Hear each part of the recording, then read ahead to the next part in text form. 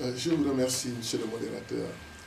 Je crois que les mots me manquent pour résumer tout ce que nous avons entendu ici, pour encore mesurer l'ampleur du travail qui nous attend. Une mission exaltante, mais combien difficile.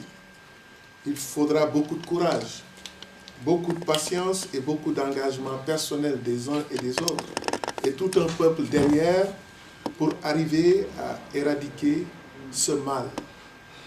Sanction, oui, quand il nous tient. Et c'est Montesquieu qui disait que toute sanction qui ne découle pas d'une nécessité absolue est tyrannique. Tout ce qui a été dit ici pour décrire les modes de sanction au Congo sont des modes tyranniques. Et ceux qui les utilisent sont des tyrans. Alors, je pensais qu'au XXIe siècle, il n'y avait pas de tyrans de cette espèce en Afrique et ailleurs dans le monde. Mais je suis peiné de constater que malgré les avancées dont vous avez fait état en Afrique de l'Ouest et ailleurs, quelque part règnent des îlots d'injustice, des îlots où justement le droit n'a plus droit de citer.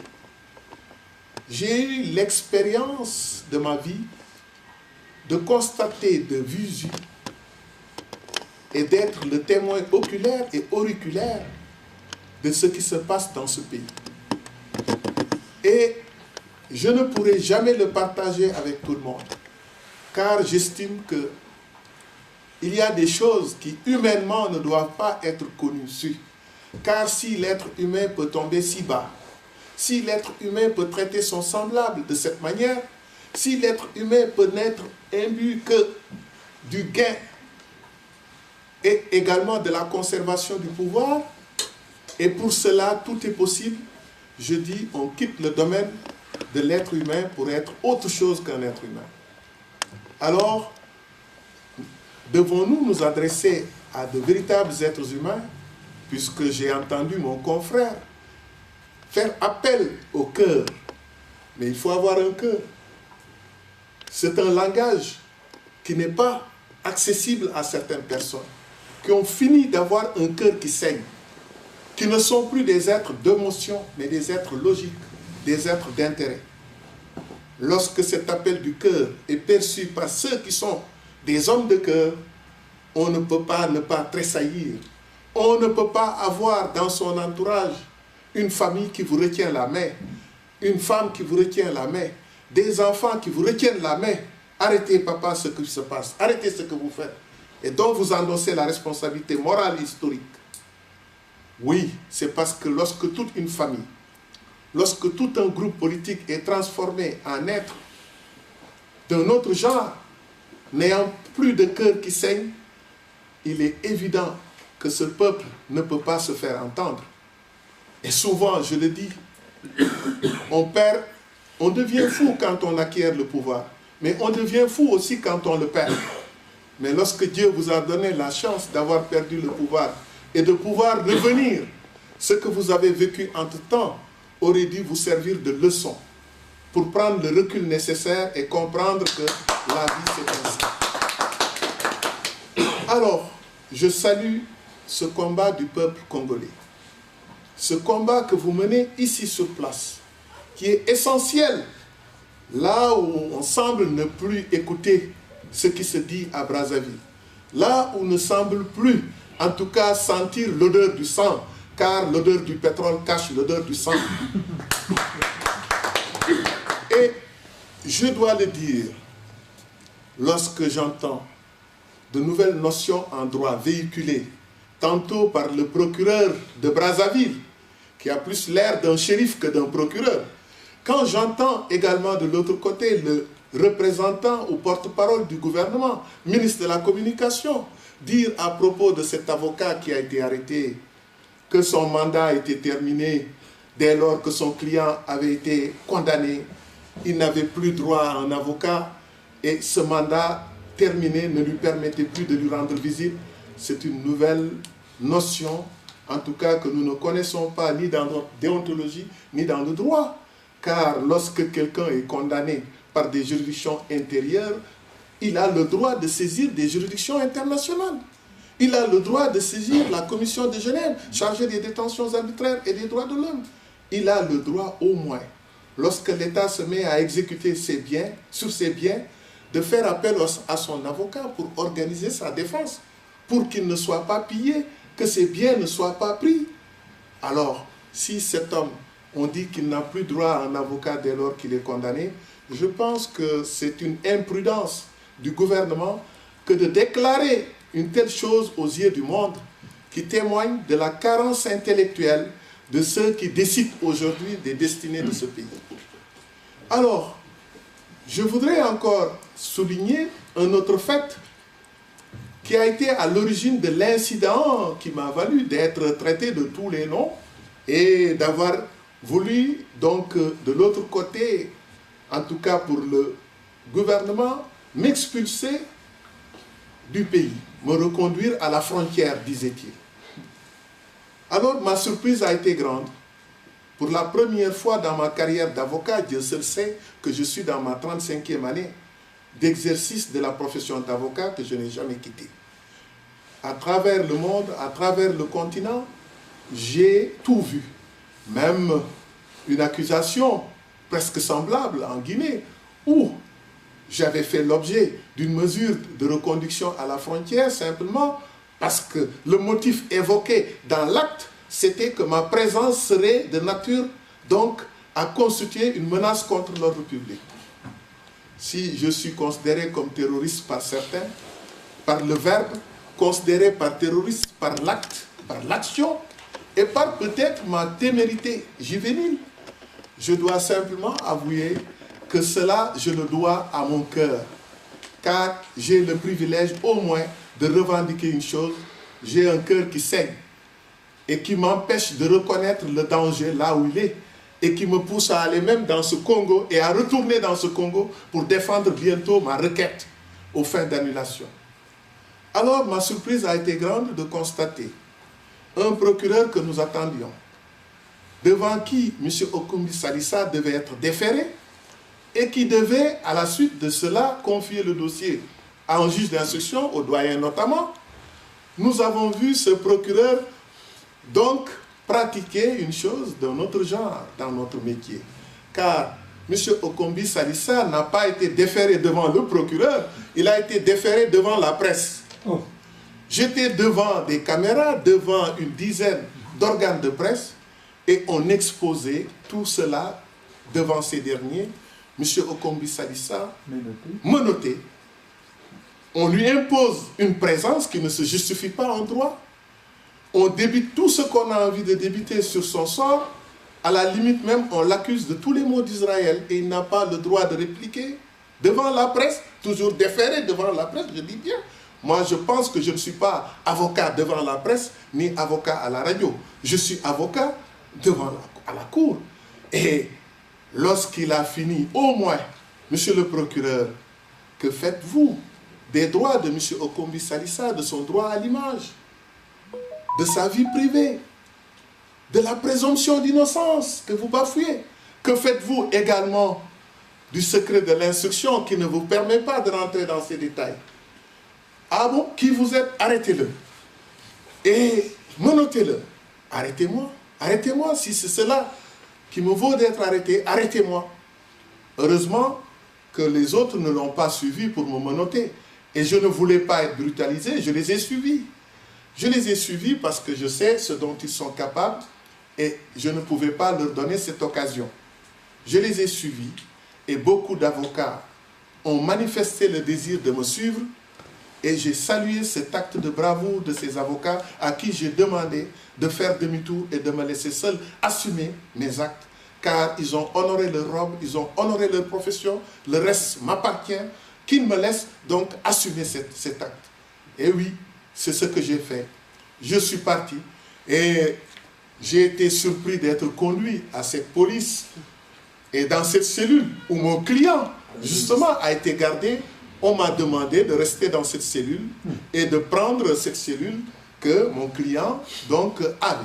Puisque je suis resté 3 heures de temps là-bas, au moins, bien entendu, les avocats sont revenus à la charge le bâtonnier et plus particulièrement l'ambassadeur du Sénégal, tout ce beau monde, est fini par avoir en tout cas le dernier mot. Le dernier mot, mais toujours avec insistance, il faut qu'il soit reconduit à la frontière. J'ai dit, je préfère être emprisonné que d'être reconduit à la frontière. Car je suis un avocat, je demeurerai toujours avocat. J'ai tourné le dos aux privilèges et aux postes ministériels parce que j'estime que cette mission est sacrée. C'est une forme de sacerdoce. Si je suis resté 35 ans en tournant le dos à toute autre chose, c'est parce que simplement, je crois qu'au-delà de cette mission, il n'y a pas une mission plus belle que celle-là. Même président de la République, qu'est-ce que ça veut dire? Lorsqu'on a en charge la vie, la liberté, le bonheur et tout ce qui caractérise l'être humain, qui se remet à vous, M. Okombi Salissa aujourd'hui ne peut rien faire, il compte sur nous. Je suis avocat, mais je constate qu'il y a des milliers d'avocats aujourd'hui qui défendent Okombi Salissa à travers le peuple congolais. Alors, je vous le dis, et je réponds à votre appel, la tâche est facile pour le président de la République, pour se débarrasser de ce dossier, pour avoir un autre traitement pour ses opposants. La tâche est facile car je viens d'introduire une requête aux fins d'annulation devant la Chambre de mise en accusation, requête fondée sur l'annulation pure et simple de tous les actes d'instruction et qui doivent aboutir nécessairement à la liberté d'office de l'inculpé. Puisque lorsqu'une personne n'est plus retenue par un acte digne de ce nom, car tous les actes étant annulés et dont les actes subséquents pratiqués par le doyen des juges d'instruction, ce qui reste, c'est la libération d'office. Si on veut sauver la face du Congo, si on veut sauver la face de la justice, si on veut instaurer à nouveau la paix sociale, je pense que par l'exemplarité et par le symbolisme que représente le cas de Okombi Salissa, dont on parle, parce que c'est d'abord le symbole présentement, nous pensons que le Congo pourrait repartir sur de nouvelles bases. Et la réconciliation avec ses fils serait possible. Mais alors, si on s'entête sur cette voie, alors que lorsque nous avons décrié les conditions de détention de Okombi Salissa, de son arrestation, nous avons surtout insisté sur le fait que son immunité parlementaire a été violée. Dans cette requête, je reviens abondamment sur cet argument pour dire que M. Okombi Salissa était député. Le procureur, le sachant au départ, a sollicité la levée de son immunité parlementaire sans l'avoir. Mais il est revenu à la charge, appuyé par le gouvernement. La seconde fois, ils ont eu la levée de l'immunité. Mais avant de l'avoir, le procureur n'a pas attendu. Il a commencé les poursuites, mais sur la base de la notion de flagrance délit. Qu'il était dans un cas de flagrant délit, évidemment, l'article 130 de la Constitution du Congo dit que dès lors qu'on est dans le cadre d'un délit flagrant ou d'un délit voisin, ce qui se produit dans un moment voisin, alors on n'a plus besoin de demander l'immunité parlementaire, de la levée de l'immunité parlementaire, les poursuites peuvent être engagées. Donc sur cette base, on a instruit un dossier au niveau de la police, il y a eu des actes de perquisition, mais après, on se rend compte qu'on n'était plus en flagrant délit, car on parle d'atteinte à la sûreté de l'État dans un cas de flagrant délit que je disais le plus long flagrant délit de l'histoire judiciaire du Congo, car pendant 8 mois, M. Okombi Salissa était recherché. S'il avait envie d'attenter à la sûreté de l'État, mais on aurait entendu des coups de feu de sa cachette ou du quartier où il se trouvait, ou une riposte quelconque de ses militants. Si M. Okombi Salissa voulait organiser effectivement l'atteinte à la sûreté de l'État pendant 8 mois, il aurait pu dérouler son plan. Si M. Okombi Salissa était dans cette logique, il n'avait pas besoin de rester caché tout ce temps et que personne ne puisse dire « nous l'avons vu à tel moment manifester ou faire ceci ou cela à l'endroit ou contre les forces de l'ordre ou l'armée ». Alors, c'est le plus long flagrant délit de l'histoire judiciaire du Congo. Et encore, c'est fastidieux de vouloir dire que la flagrance délit, finalement, voilà, pendant 8 mois, a abouti à son arrestation sans qu'on y ait aucune preuve matérielle l'impliquant. Alors, ce flagrant délit débouche sur quoi? Finalement, sur une information, l'ouverture d'une information dans le cabinet du juge d'instruction. En matière de flagrant délit, lorsque vous êtes arrêté, que je sache, vous êtes conduit immédiatement pour être jugé devant le tribunal des flagrants délits. Et non pas pour l'ouverture d'une information. C'est lorsque le dossier est nébuleux qu'on pense ouvrir une information parce qu'on estime qu'il n'y a pas suffisamment de preuves, suffisamment d'éléments. Donc on voit ouvrir une information. Mais voilà que dans le cas d'espèce, pour justifier une arrestation arbitraire en violation de l'immunité parlementaire, de la levée de l'immunité parlementaire, on va convoquer donc de l'autre côté, voilà la flagrance délit, et on finit par avouer finalement qu'on est dans le cadre d'un dossier d'information. Donc ne serait-ce que pour ça, aujourd'hui cet argument, la nullité de la procédure doit être prononcée par la chambre de mise en accusation qui fait office de juge d'appel des décisions rendues par le juge d'instruction. Alors, il y a autre chose. Le juge d'instruction aujourd'hui est bloqué pour la simple raison que le 15 février, il a estimé devoir prendre une ordonnance de descendre sur les lieux, dit-il, attendu qu'à l'étape actuelle de l'instruction, il apparaît des difficultés quant à cerner le modus operandi ayant permis à l'inculpé de commettre les faits qui lui sont reprochés, que ces investigations au niveau de son lieu d'interpellation et du lieu de la découverte de certains objets concernant les faits qui lui sont reprochés sont nécessaires pour rechercher les éléments des faits de la cause. C'est un aveu d'impuissance. C'est l'aveu majeur du propre juge d'instruction qui estime qu'il n'a pas suffisamment de preuves pour continuer l'enquête. Que je sache, lorsqu'on vous présente devant le juge d'instruction, la première fois, c'est pour qu'il vous notifie votre inculpation. Et il dresse un procès-verbal de ce qu'on appelle procès-verbal de première comparution. Ce qui va suivre, c'est le procès-verbal d'interrogatoire au fond. Ensuite, la confrontation, le dossier est clôturé s'il n'y a plus rien d'autre. Et l'ordonnance de renvoi pour être jugé devant le tribunal de grande instance. Mais aujourd'hui, le procureur qui devait commencer pour le prochain acte à interroger sur le fond M. Okombi Salissa et de dresser un procès-verbal d'audition, se rend compte que le jour où M. Salissa sera devant lui, il n'a aucun élément à lui opposer. Il n'a aucune preuve à lui opposer. Alors, il renverse les rôles. Il dit, je vais aller chercher les preuves et je reviens pour le convoquer, pour l'entendre sur le fond. Quel aveu d'impuissance. Lorsqu'on est en face d'un dossier où pourtant l'accusation était fondée à venir avec ses preuves. Parce qu'on dit que le débat contradictoire suppose que l'accusation apporte les preuves et l'accusé ou l'inculpé discute les preuves apportées par l'accusation. Ici, on arrête et on va aller chercher des preuves.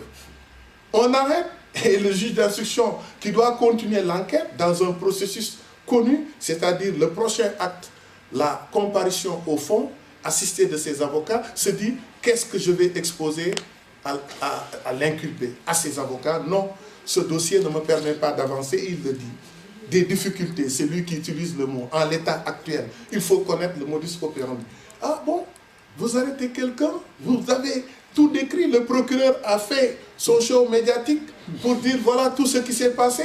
Maintenant vous dites non, non, non, c'est pas tout ça, nous voulons savoir comment ça s'est passé. Je ne parle même plus de preuves, c'est-à-dire on ne sait même plus ce qui se passe avant de parler de preuves. Ils n'ont pas de faits, ils n'ont pas de preuves. Alors ils veulent continuer? Non, j'estime que là c'est une porte pour une sortie honorable de l'autorité étatique dans cette affaire. Alors plus grave, lorsque je me suis retiré dans le secret de mon cabinet du Congo, j'ai découvert quelque chose d'extraordinaire. Parce que ça, finalement, si je n'en avais pas parlé à l'époque, parce que je n'avais pas commencé à entrer réellement dans le dossier.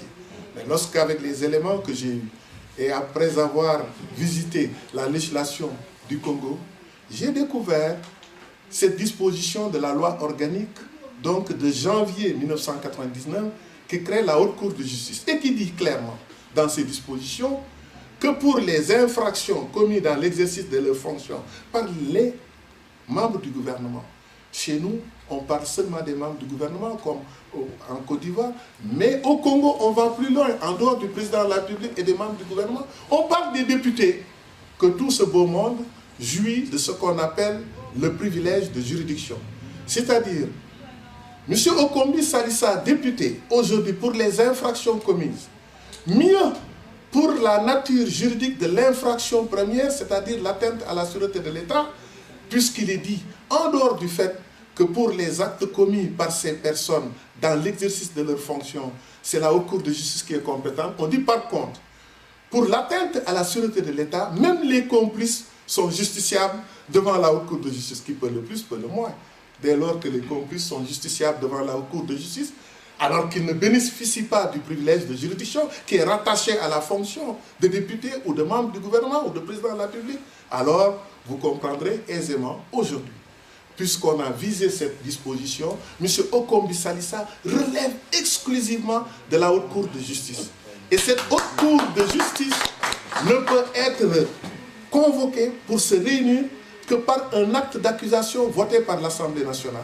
Il faudrait que le gouvernement retourne à l'Assemblée nationale, convoque les députés, pour que les députés, en face d'un dossier d'accusation fondé en droit et en preuve, puissent prendre un acte par lequel l'accusation est désormais prononcée. Et à partir de ce jour, le président de la Haute Cour de justice saisit le procureur général de la Haute Cour de justice, donc qui est saisi, et qui, à son tour, saisit la commission d'instruction de la Haute Cour de justice qui fait office de juge d'instruction. Donc un doyen de juge d'instruction n'a même pas à s'occuper de ce dossier.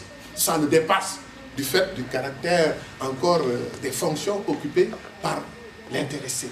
Voilà pourquoi aujourd'hui, vouloir faire marche arrière pour convoquer l'Assemblée nationale pour le vote d'un acte d'accusation dont on n'est pas certain d'avoir la majorité, pour également convoquer une commission d'instruction encore de la Haute Cour de justice, réunir la Haute Cour de justice dont on ne sait même pas si les membres encore sont disponibles. Je pense qu'on ne va pas avoir les mêmes difficultés qu'au Sénégal. Quand je défendais le Premier ministre Idrissa Seck, on se rendait compte que même la composition n'était pas encore régulière puisqu'il manquait des membres au niveau de cette Haute Cour de justice.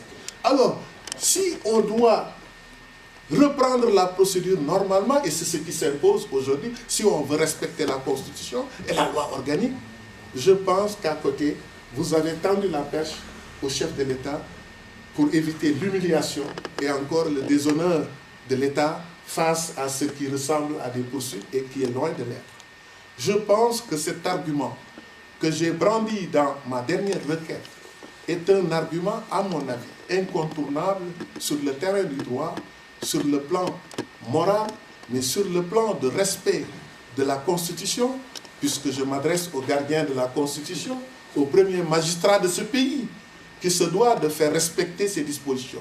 Si aujourd'hui on admet que pour en finir avec Okombi Salissa, il faudra bafouer le principe de l'immunité parlementaire, de l'inviolabilité de cette immunité, s'il faut bafouer également le privilège de juridiction, tout simplement, pour en finir avec un homme, c'est qu'on n'aura pas compris cette loi et cette règle de Gilles Romain qui disait que les grands hommes discutent des principes, les moyens discutent des idées et les médiocres discutent des hommes. Et si nous continuons de discuter des personnes, des hommes, alors nous allons nous égarer et nous allons oublier que notre mission sur Terre, notre mission en tant que gardien des institutions de la République pour tout un chacun, c'est de faire de sorte que ces institutions soient pérennes, mais pour qu'elles soient pérennes, il faut qu'elles soient appliquées, il faut qu'elles soient comprises. Dans le cas du Congo, nous risquons malheureusement d'évoluer dans une situation de non-droit. Nous risquons de régler toutes les situations en dehors du droit, en dehors de la justice, à la limite même avec une humiliation de la justice, puisque si nous montrons que la justice n'a plus donc aucun mot à dire, si la justice ne peut pas peser sur les décisions des décideurs de ce pays, alors il n'y a plus de recours pour le peuple. Et malheureusement, c'est cela qui pousse des gens Dans l'histoire politique du monde, il m'a été donné quelque part un homme de l'Église, saint Thomas d'Aquin, qui disait face à la loi injuste, la rébellion est le plus sacré des droits et des devoirs. Alors il ne faudrait pas pousser un peuple désemparé, sans moyen de défense, puisqu'il n'a qu'un seul moyen de défense, c'est le droit, l'appel au droit, pour que la paix redevienne une réalité au Congo. J'estime que nous devons retourner vers l'essentiel, qui est l'application pure et simple des règles de droit, qu'enfin, encore une fois de plus, que le jeu démocratique, tant décrié, soit un jeu bien régulé. Car il faut des acteurs et il faut des textes. Mais les textes sans de bons acteurs ne mènent à rien. Et je pense qu'aujourd'hui, nous avons peut-être quelque part de mauvais joueurs, donc de mauvais acteurs, et nous avons de bons textes, mais personne ne s'en préoccupe lorsqu'il s'agit de défendre des intérêts purement personnels. Et c'est de là que je devais terminer pour vous remercier de nous avoir conviés à cette conférence qui permet de faire une mise à niveau donc, de la situation et de faire appel à tous ces acteurs juridiques et politiques qu'il n'y a pas matière à aller plus loin dans le cadre de Okombi Salissa et qu'un autre traitement doit être réservé à l'opposition congolaise. C'est le pouvoir qui en tirera le plus grand profit. Car là où nous sommes, il nous a été donné souvent, oui, de défendre des opposants qui finissent par prendre le pouvoir. Il m'a été donné aussi de défendre des gens qui étaient au pouvoir et qui ont fini en prison et qui ont fait appel à moi. Je n'en veux pour preuve que la Mauritanie, où j'étais déclaré persona non grata par l'ancien pouvoir de Taya lorsque le président Aïdala m'avait demandé de venir assurer sa défense. Et lorsqu'il est tombé, il a demandé à ses amis, le ministre Ould Meda, du pétrole, poursuivi par l'actuel régime qui était en place, qui a été poursuivi au départ, il m'a demandé de venir assurer leur défense. Vous avez compris? Donc chacun aura besoin d'avocats demain. Chacun aura besoin d'avocats. Et il m'est arrivé aussi de défendre des Congolais, apparentés aux gens qui sont en place du régime, lorsqu'ils en avaient besoin. Je veux parler donc de l'homme d'affaires congolais, Pierre Otobongo, quand il a été arrêté au Sénégal, c'est moi qui avais été sollicité pour assurer sa défense. Pourtant, c'est ça qui m'a permis de connaître un certain Pierre Oba qui m'a été envoyé par Dieu le Père pour s'enquérir du sort de cet homme. C'est Dieu le Père aujourd'hui est encore à la tête. Mais qu'il sache qu'il peut avoir encore besoin de moi, comme son ami Alpha Condé, dont j'ai assuré la défense des intérêts, puisque j'ai coordonné et dirigé son collectif de défense quand il était dans l'opposition, aujourd'hui se retrouve au pouvoir et m'a permis, peut-être encore une fois de plus, de connaître l'homme. Je pense que tous ces acteurs politiques sont interpellés parce que dans leur vie, ils ont traversé ces moments difficiles en tant qu'opposants, même lui en tant qu'opposant, pour une période brève de sa vie politique. Alors, je pense que c'est ça la vie. Si les textes ne servent à rien, les leçons de la vie doivent être rappelées pour qu'on se souvienne à un moment donné quand même des difficultés qu'on a traversées. Peut-être c'est ça qui pourrait faire que l'appel du cœur avec lequel vous avez commencé pourrait être entendu. Je vous remercie de votre attention.